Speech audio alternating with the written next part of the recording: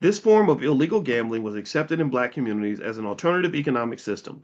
Black gangs did reasonably well until Italian mobsters found out how well they were doing. Then the Italian mobsters moved the blacks out. Now, playing the numbers has gone legit or mainstream. Today, it's called the lottery, and blacks spend heavily to purchase lottery tickets. Now, instead of the mob operating an alternative income system in black communities, it is state governments that siphon those dollars from black citizens into state coffers. Although blacks are heavy lottery players, they do not control the game's employment or the revenue flow. Blacks' lack of political and economic cohesiveness and muscle has always left them vulnerable to takeovers by others. Ethnic control of criminal activities produced more than mere economic impact.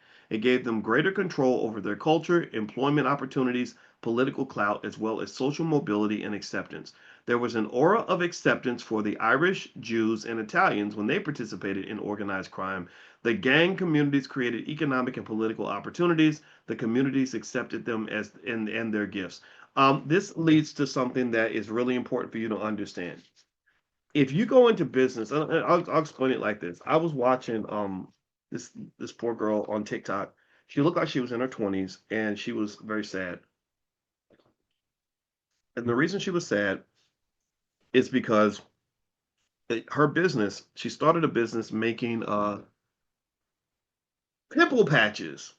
She made these pimple patches and they were nice. She had different colors of pimple patches, and apparently people were buying these pimple patches.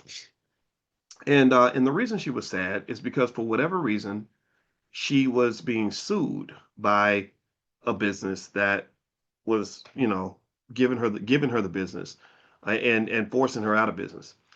And she was very sad because she didn't know what to do. She didn't have money for lawyers, and they were just putting that pressure on. A lot of times, somebody just suing you can put you out of business even if you did nothing wrong. So I thought about this as I thought about today's class. And one of the things I have to tell you, and I hate to say it like this, but I need you to understand this, and I need you to really write this down and just make sure that you get this in your in through your head, please. Business is warfare. Business is warfare. And if you ever have anything that is worth having, if you create something that is valuable, there is a very good chance somebody's going to come along and see what you got, and they're going to come and try to take it. And that's not just true in business. If you got a real good man, you better treat him right because somebody else is trying to get that man too. If you got, if you have some money in the bank, somebody's definitely going to try to trick you out of that money. And one of the aspects of wealth protection that doesn't get discussed enough is is how do you fight to make sure you defend what you have? There is no country in the history of this planet that has ever had freedom and wealth and not had to defend that freedom and that wealth. So when you talk about Black Wall Street and you speak of it as a victim and you talk about it as if you are scared to death that they're going to come and take it from you, and every time we build something, they're going to come beat us up and take it, then that's a very defeatist attitude that probably means that you shouldn't be a wealth builder. You should probably just go get along with white people and hope that they don't decide to beat you in your ass because that's all you got. At that point, that's all you got. Because what you're doing is you're surrendering to this idea that if they decide to take something from you, you're just going to have to give it up and then go start over somewhere else.